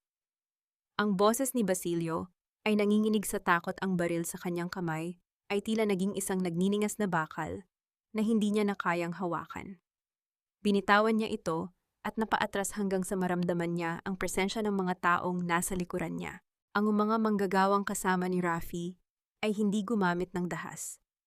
Sa halip, pinaligiran nila si Basilio ng may matitigas na mukha at mga matang puno ng paghatol. Ang foreman ni Rafi na may hawak na flashlight ay itinapat ang liwanag sa mukha ng natatarantang si Basilio. Tapos na ang paghahari mo, Don Basilio. Ang boses ng foreman ay mababa ngunit puno ng puot. Ang bawat buhay na kinuha mo, bawat pamilyang pinagutuman mo, nandito kaming lahat para saksihan ang pagbagsak mo. Binaliwala ni Rafi ang kaguluhan sa paligid. Mabilis siyang lumapit at lumuhod sa tabi ni Fina, inaalalayan ang nanghihinang katawan ni Don Leandro. Don Leandro, huwag po kayong bibitaw. Darating na ang tulong. Isang mahinang ngiti ang sumilay sa maputlang labi ni Leandro. Inabot niya ang kamay ni Rafi at pilit itong pinagdikit sa kamay ni Fina. Ang kanyang paghinga ay mababaw na bawat segundo ay tila isang pakikipaglaban sa kamatayan. Rafael, Serafina, garalgal na wika ng matanda. Patawarin niyo ako sa lahat ng aking pananahimik. Ang kumpanya, ang mga tao, kayo na ang bahala. Huwag niyo silang pababayaan, gaya ng pagpapabaya ko noon. Papa, huwag kang magsalita. Please stay with me. Pagmamakaawa ni Fina ang kanyang mga luha ay pumapatak sa mukha ng kanyang ama. Tumingin si Leandro kay Rafi, isang huling pakiusap ang makikita sa kanyang malabo ng mga mata. Alagaan mo ang anak ko at ang apo ko. Ikaw ang tunay na Monteclaro sa puso. Sa huling pagkakataon, huminga ng malalim si Don Leandro bago tuluyang pumikit ang kanyang mga mata. Ang kanyang kamay na nakahawak kina Rafi at Fina ay dahan-dahang lumaylay. Namayani ang isang mabigat na katahimikan sa loob ng bodega, tanging ang tunog ng ulan sa labas at ang hikbi ni Fina ang maririnig. Nabalik lamang ang diwa ng lahat nang marinig ang tunog ng mga sirena ng pulis na papatingid sa port area. Mabilis na pinalibutan ng mga awtoridad ang bodega. Si Basilio, na wala ng matatakasan, ay marahas na pinaluhod at piniyakan ng posas sa gitna ng kanyang mga pagmamakaawa at pagtanggi. I am a Monteclaro, you can't do this to me, sigaw ni Basilio, habang kinakaladkad palabas, ngunit wala nang nakinig sa kanya. Ang kanyang karangyaan ay tuluyan ng gumuho, kasama ng mga kasinungalingang itinayo niya. Tumayo si Rafi at dahan-dahang itinayo si Fina. Ang dalaga ay tila wala sa sarili, nakatingin lamang sa katawan ng kanyang ama na ngayon ay tinatakpan na ng mga medic. Naramdaman ni Rafi ang panginginig ng buong katawan ni Fina. Nang walang pag-aalinlangan niyakap niya, nang mahigpit ang dalaga inilulubog ang mukha nito sa kanyang balikat upang doon ibuhos ang lahat ng pait. Tapos na Fina, tapos na ang lahat, bulong ni Rafi habang hinahaplos ang buhok ng dalaga. Ngunit habang tinitignan ni Rafi ang tumpok ng mga dokumento sa sahig, ang folder na naglalaman ng mga ebidensya, napansin niyang ang huling pahina nito ay hindi lamang tungkol sa ospital. May isang sulat na nakalakip doon, isang sulat na may pirma ni Clara, ang kanyang yumaong asawa. Isang lihim pa ba ang nakatago na hindi alam ni Rafi? Bakit may sulat ang kanyang asawa para sa mga Monteclaro bago ito mamatay? Sa gitna ng pagkakamit ng katarungan, tila may isa pang tulay ang kailangang tawirin ni Rafi, isang tulay na magdadala sa kanya sa pinakaugat ng lahat ng kanilang pagdurusa. Ang bawat patak ng kandila ay tila mga luhang nagpapatunay na ang yaman ay walang silbi sa harap ng kamatayan. Ang buong mansyon ng mga Monteclaro ay balot ng itim na tela. Ang bango ng mga sariwang bulaklak ng patay ay humahalimuyak sa bawat sulok, ngunit hindi nito kayang takpan ang amoy ng pait at pangungulila na namamayani sa silid. Sa gitna ng sala, nakalagak ang marangyang kabaong ni Don Leandro. Sa pagkakataong ito, wala ng mga gwardyang nakabantay upang itaboy ang mga mahihirap. Kung mga manggagawang dati ay itinuturing na dumi sa lansangan ay nakapila ngayon upang magbigay ng huling paggalang sa taong sa huling sandali ay piniling maging isang ama at isang bayani. Nakatayo si Fina sa tabi ng kabaong, ang kanyang mga mata ay tuyo na sa kakaiyak, ngunit bakas ang matinding pagod. Ang kanyang itim na damit ay tila nagpapakita ng dilim na nararamdaman niya sa loob. Sa tabi niya, hindi bumibitaw si Rafi, ang kanyang presensya ay nagsisilbing pundasyon na pumipigil sa tuluyang pagguho ng dalaga. I'm so sorry, Fina. Mahinang wika ni Rafi, ang kanyang kamay ay nakapatong sa balikat ng dalaga. Hindi ko akalain na ganito ang magiging hantungan ng lahat. Umiling si Fina at tumingin kay Rafi. Don't be sorry, Rafi, si Papa. Namatay siyang malaya. Malaya mula sa mga lihim na kumulong sa kanya sa loob ng maraming taon. Ang katarungan para kay Clara ay nagsimula na at kasama niyon ang paglilinis sa pangalan ng pamilya ko. Nabalik ang diwa ni Rafi sa liham na natagpuan niya sa loob ng folder. Noong gabing iyon, matapos ang gulo sa bodega, binasa niya ito nang mag-isa sa ilalim ng malamig na liwanag ng buwan. Ang sulat ni Clara ay hindi puno ng galit kundi puno ng pag-unawa. Nalaman ni Rafi na bago mamatay si Clara, nagpadala ito ng mensahe kay Don Leandro, hindi para humingi ng pera, kundi para sabihing pinatatawad na niya ang matanda sa nangyari sa tulay. Dahil alam niyang biktima rin ito ng manipulasyon ni Basilio. Si Clara ang unang nagtayo ng tulay ng patawad bago pa man magkakilala sina Rafi at Fina. Habang nagaganap ang lamay, pumasok si Tita Remedios sa silid. Wala na ang kanyang mga mamahaling alahas at ang kanyang mukha ay puno ng takot. Fina, kailangan nating pag-usapan ang kumpanya. Ang mga bangko tinatawagan na ako. Sinasabi nilang wala na tayong pera sa accounts. Paano na tayo? Tumingin si Fina sa kanyang tiya nang may malamig na katiyakan. Ang pera ay nasa isang trust fund, tita. Gagamitin iyon para bayaran ang lahat ng utang ng korporasyon sa mga pamilya ng biktima ng San Lazaro Hospital at ng sementong ginamit sa mga tulay. At tungkol sa mansyong ito, ibebenta ko na ito. Ano ibebenta mo? Ang ating tahanan, tili ni Remedios. Ang boses ay nanginginig sa hiya. Saan tayo pupunta? Paano na ang dangal natin? Ang dangal ay wala sa laki ng bahay, tita. Ang dangal ay nasa paggawa ng tama. Sagot ni Fina, ang kanyang boses ay walang alinlangan. Magtitira ako ng sapat para sa iyong maliit na apartment at buwanang allowance, ngunit ang karangyaan ng Monteclaro ay tapos na. Panahon na para bayaran ang mga utang na matagal na nating tinatakasan. Umalis si Remedios na umiiyak, hindi matanggap ang katotohanan na ang kanyang mundo ng ginto ay naging abo. Sa sandaling iyon, lumapit si Inigo kay Fina at niyakap ang binti nito. Mama Fina, huwag ka na pong malungkot. Sabi ni Papa, nasa heaven na po si Lolo Leandro at naglalaro sila ni Mama Clara. Ang inosenteng wika ng bata ay tila isang haplos sa sugatang puso ni Fina. Yumuko si Fina at hinalikan ang noo ni Inigo. Salamat, anak. Salamat sa pagiging lakas ko. Lumipas ang ilang linggo matapos ang libing. Gaya ng sinabi ni Fina, ang lahat ng marangyang ari-arian ay ibinenta upang linisin ang lahat ng dumi ni Basilio. Habang si Basilio ay nagdurusa sa loob ng rehas, si Rafi at Fina naman ay nagsisimulang buuin ang isang bagong buhay mula sa mga guho.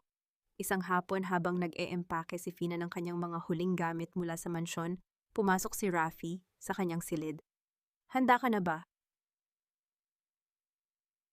Tumingin si Fina sa malaking kwarto na ngayon ay wala ng laman. Hinding-hindi ko akalain na ang pag-alis dito ang magpapakiramdam sa akin na ako ay malaya. Rafi, wala na akong yaman. Wala na akong pangalan na pwedeng ipagmalaki. Handa ka pa rin bang makasama ang isang babaeng walang kahit ano? Ngumiti si Rafi at lumapit sa kanya. Hinawakan niya ang magkabilang kamay ni Fina at itinaas ang mga ito. Fina, noong pinakasalan kita, ang tingin ko sa iyo ay isang kaaway. Pero ngayon nakikita ko ang babaeng nagligtas sa anak ko at nagturo sa akin kung paano magpatawad. Hindi kumpanya ang pinakasalan ko kundi ang puso mo. At ang pusong iyon ang pinakamalaking kayamanan na hawak ko ngayon. I love you, Rafi. Bulong ni Fina, ang kanyang mga mata ay nagniningning sa pag-asa.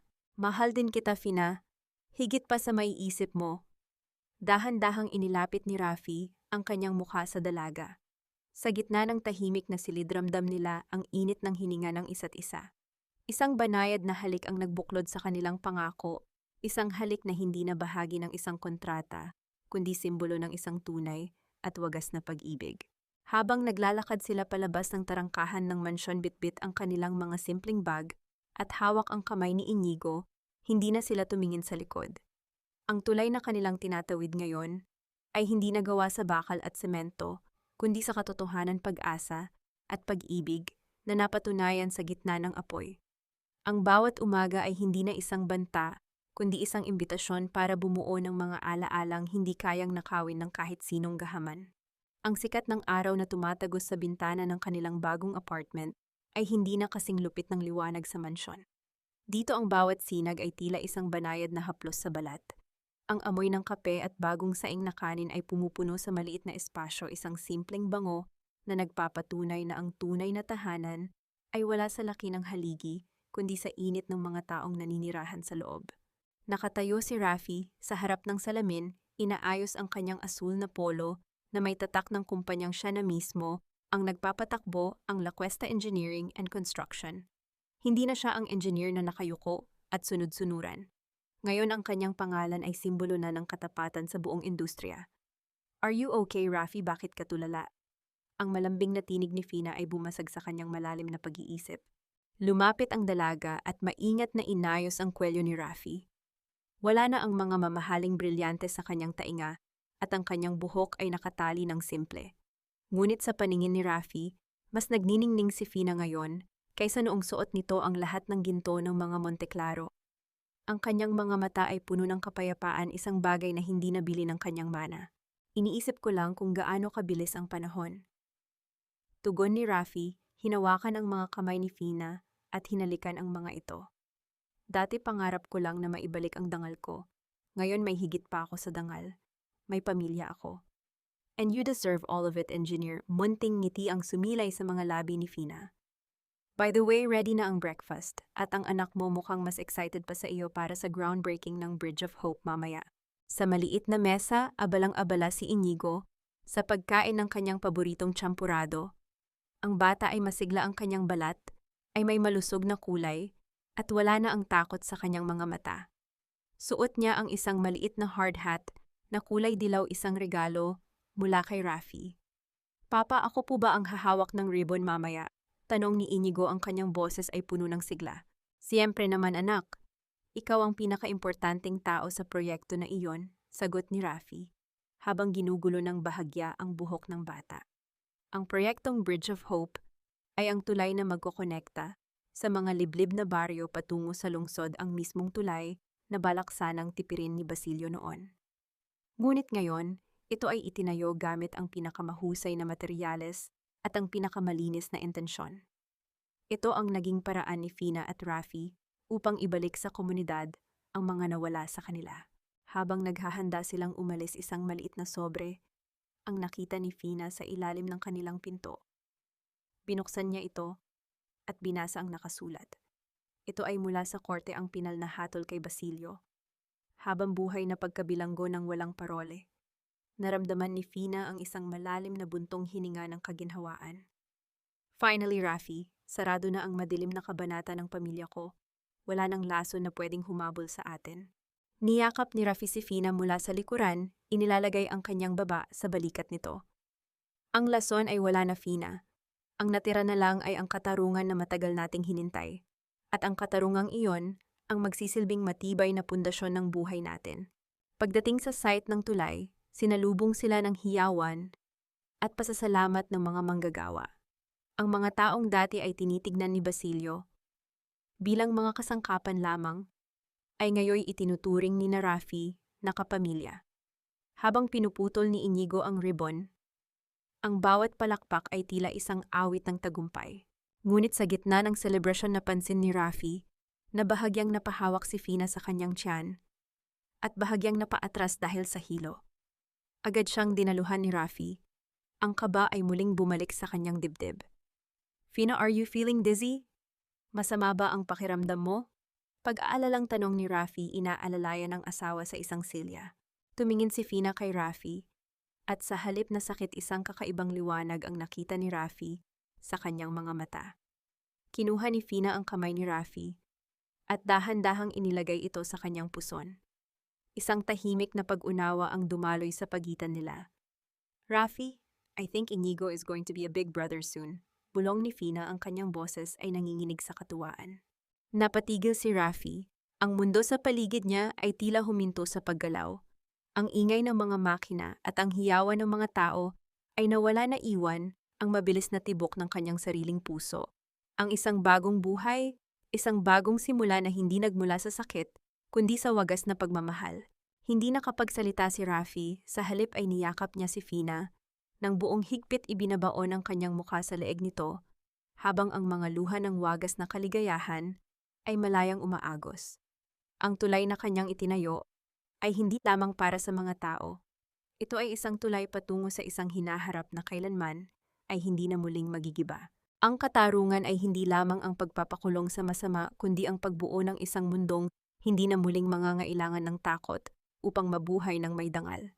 Ang hapon ay balot ng gintong liwanag mula sa papatapos na sikat ng araw. Nakatayo sina Rafi at Fina sa gitna ng Bridge of Hope, ang estrukturang hindi lamang naguugnay sa dalawang pampang kundi naging simbolo rin ng kanilang muling pagkabuo. Ang mga higanteng kable ng tulay ay tila mga kwerdas ng isang kuta na handang humarap sa anumang bagyo. Naririnig ang banayad na agos ng ilog sa ibaba, isang tunog na nagdadala ng kapayapaan at naguhugas sa mga madidilim na alaala ng nakaraan. Inilabas ni Rafi ang isang maliit na tansong plaque mula sa kanyang bag. Maingat niya itong idinikit sa pangunahing haligi ng tulay. Nakasulat doon ang mga pangalang naging mitya ng kanilang paglalakbay kay Clara at Don Leandro para sa mga tulay na itinayo ninyo sa aming mga puso. Sa tingin mo ba, Rafi, nakikita nila tayo ngayon? Mahinang tanong ni Fina habang nakahilig ang kanyang ulo sa balikat ng asawa. Ang kanyang kamay ay nakapatong sa kanyang tiyan na ngayon ay bahagya ng bumubukol ang buhay sa loob ay tila nakikinig sa kanilang pag-uusap. Huminga ng malalim si Rafi at hinalikan ang tuktok ng ulo ni Fina. Naniniwala ako, Fina. Naniniwala ako na ang bawat ngiti ni Inigo at ang bawat hakbang natin dito ay nararamdaman nila. Sila ang nagturo sa atin na ang pag-ibig ay hindi lamang tungkol sa kaligayahan, kundi tungkol sa lakas na bumangon mula sa pagkawasak. Lumapit si Inigo bitbit, ang kanyang paboritong laruang sasakyan. Tumigil siya sa tapat ng plaque at hinawakan ang pangalan ng kanyang ina. Papa, Mama Clara and Lolo Leandro are the stars now, right? Sila po ang light natin kapag dark ang night. Yes, baby, sagot ni Fina. Lumuhod siya upang pantayan ang bata. At dahil sa kanila hinding-hindi na tayo maliligaw, you are going to be a great brother, Inigo.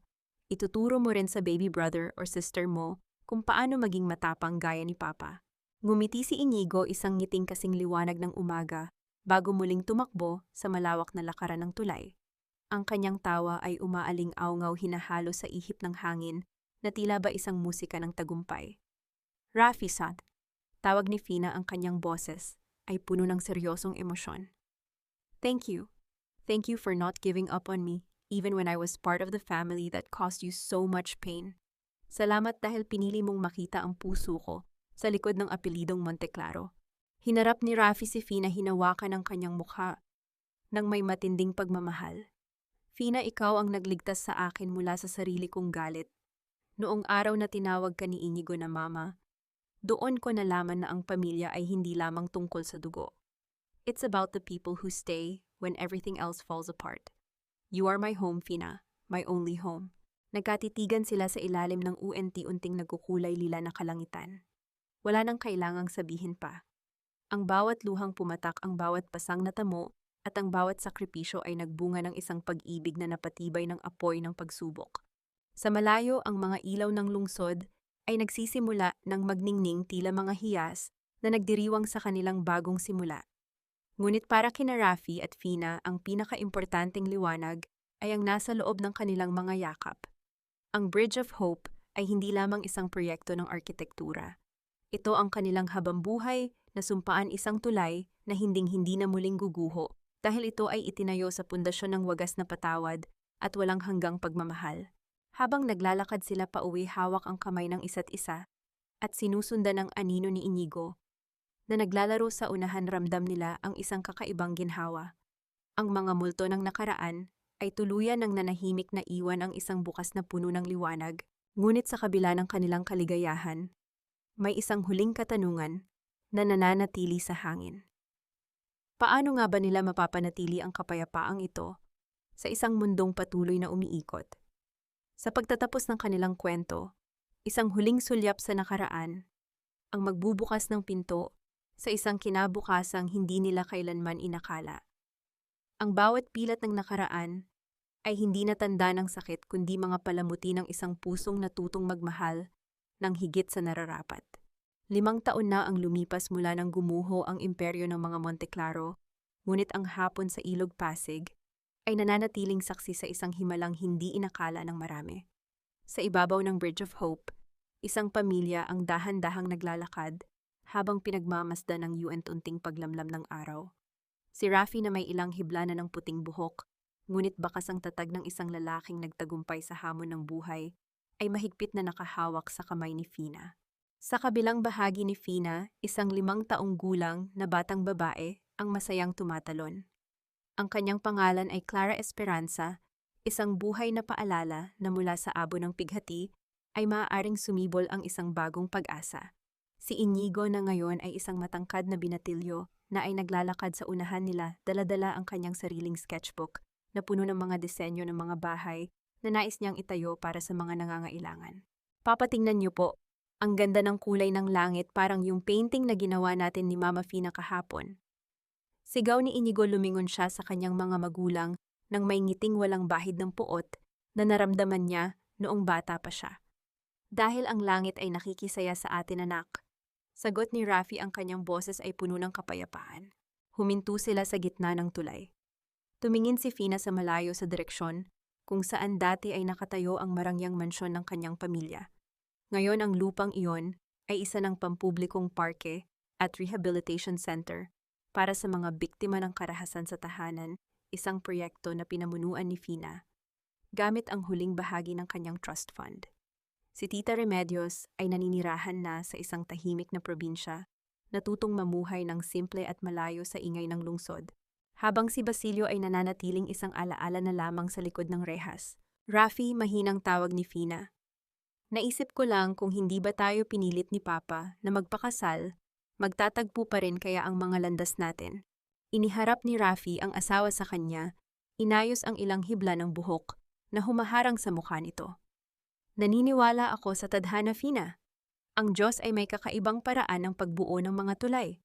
Minsan kailangan muna tayong wasakin para makita natin na ang mga piraso natin ay mas maganda palang pagdugtungin sa piling ng tamang tao.